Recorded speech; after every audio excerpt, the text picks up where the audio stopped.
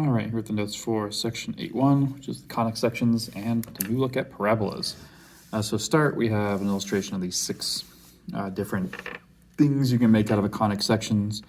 So conic sections are typically taking a slice through two circular cones put end to end. So if you draw an ellipse, you slice through one of the cones at an angle. A parabola catches a cone at an angle but does not pass, passes a long ways. So if you go out far enough, it won't actually come back out the other side. Hyperbola is two parabolas that are cutting through the edge. You can get a point if you go right through the point where the two corners or two points of the cone meet. Single line if your plane runs down the edge of a cone through the center, and then intersecting lines if you tip this one up a little bit. So those are your conic sections.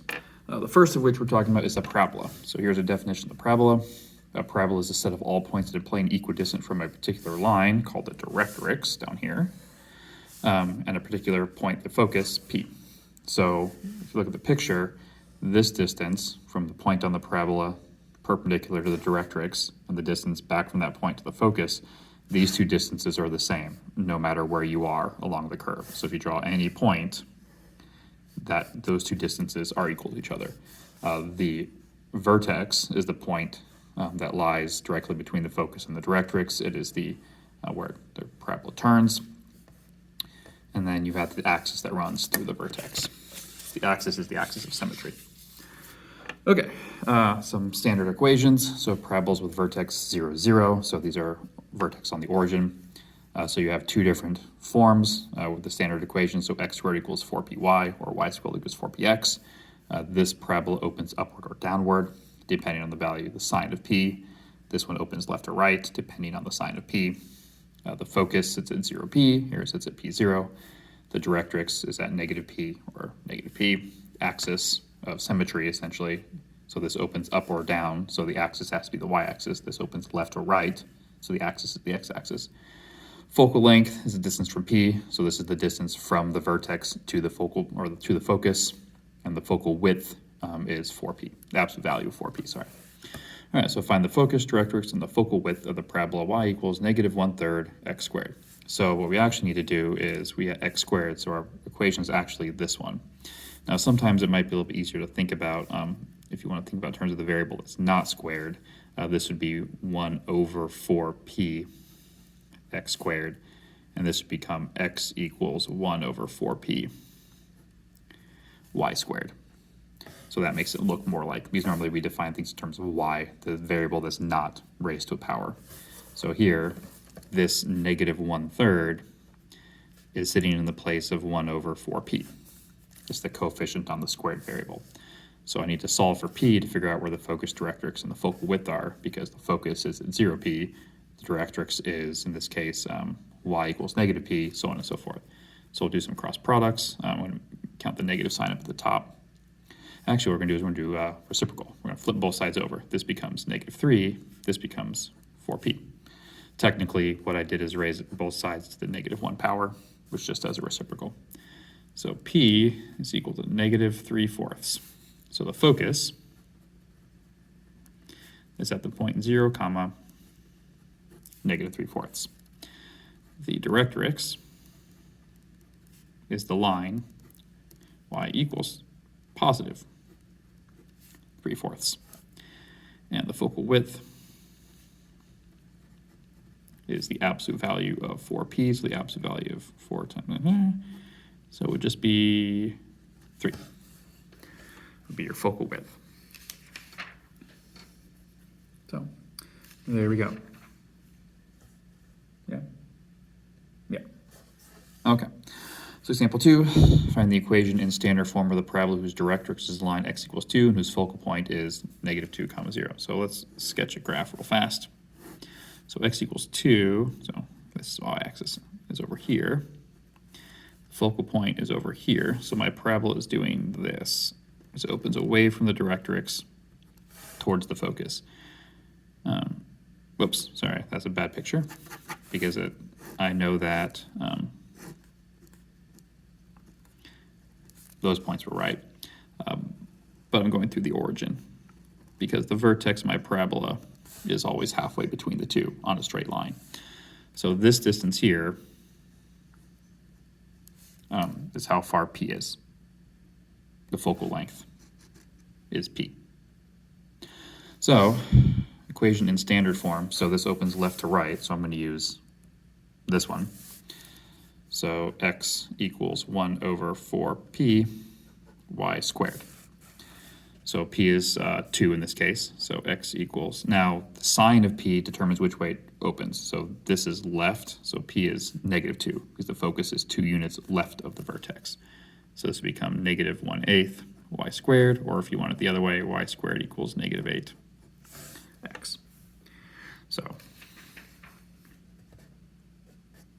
either way works, makes no difference which one you do. Okay, translations. So you can move a parabola around. It introduces these h and k terms. Just like before, h moves the graph left to right, k moves the graph up down. You get these different values there. Now notice that as always x minus h and y minus k, so k's and h's are always the opposite of what they appear.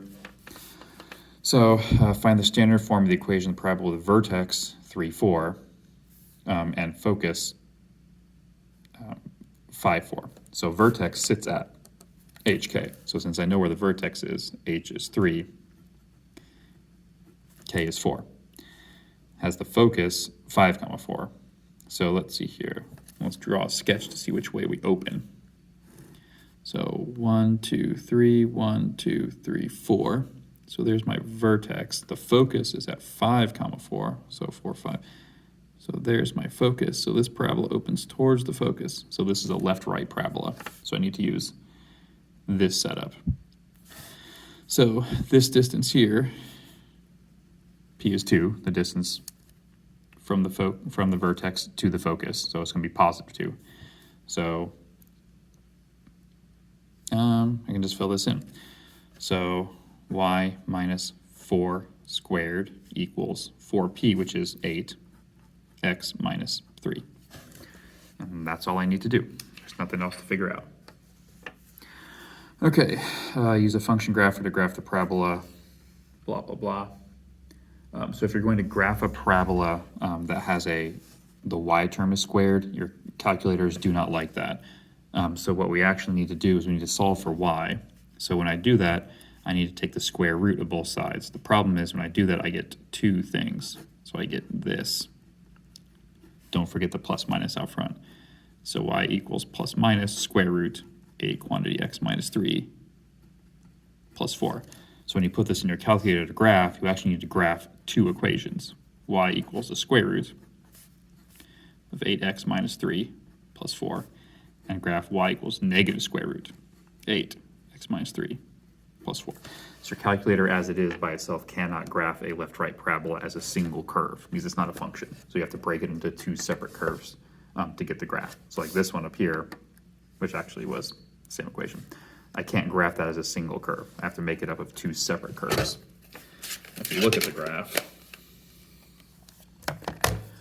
menu, oops, there's graph.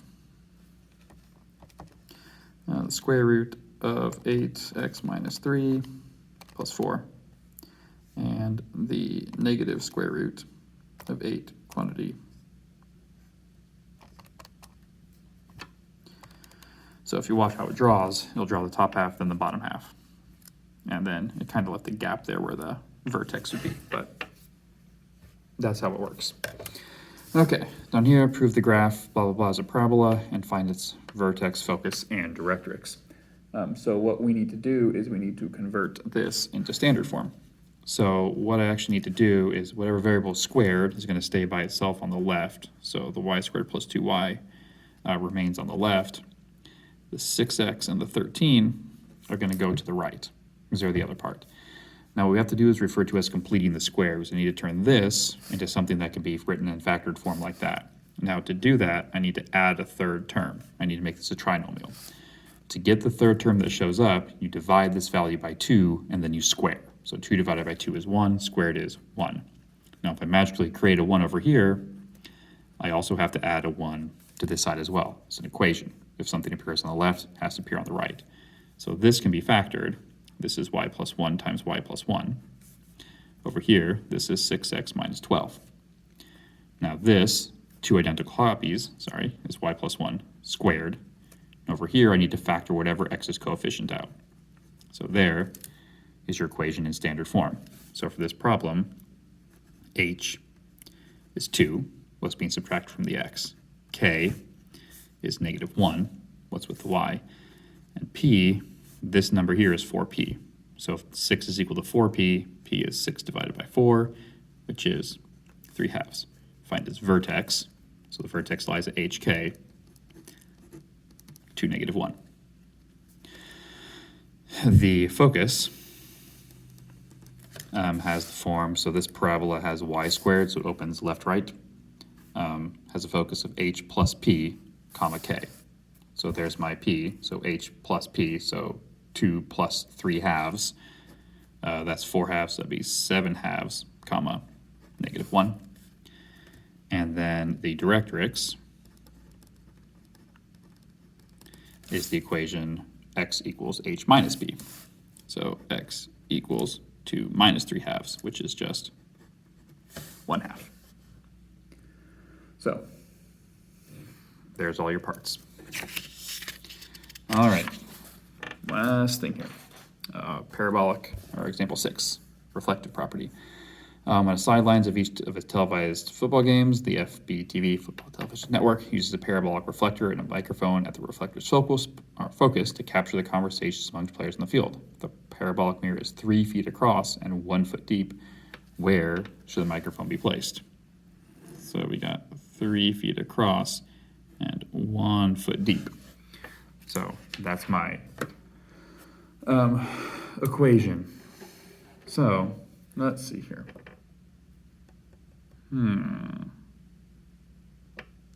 So if we set, okay, so here's what we're gonna do. We're gonna set a coordinate axis. We're gonna draw our parabola. So this point over here at this edge is 1.5, comma 1. This point over here is -1.5, comma 1. The whole thing's 3 feet across, so it's 1.5 feet this way, 1.5 feet that way. So I know those things are true. Now my equation, since it opens up or down, is x squared equals 4py, because I've decided to just define that as where the vertex is. Now, I know an ordered pair, xy, so I can plug either one of these points into my equation to find p. So we'll just use the one on the right. So 1.5 squared equals 4p times 1. So that's 2.25 equals 4p. So p is 2 1/4 divided by 4, which is 0.5625. So that's how far up here the focus should be. So there you go. So, and this is in feet. If you want it in inches, you multiply that by 12. Or so that's 6.75 inches. So a little bit more than halfway up, because the whole thing is 12 inches. And that's the end of the section.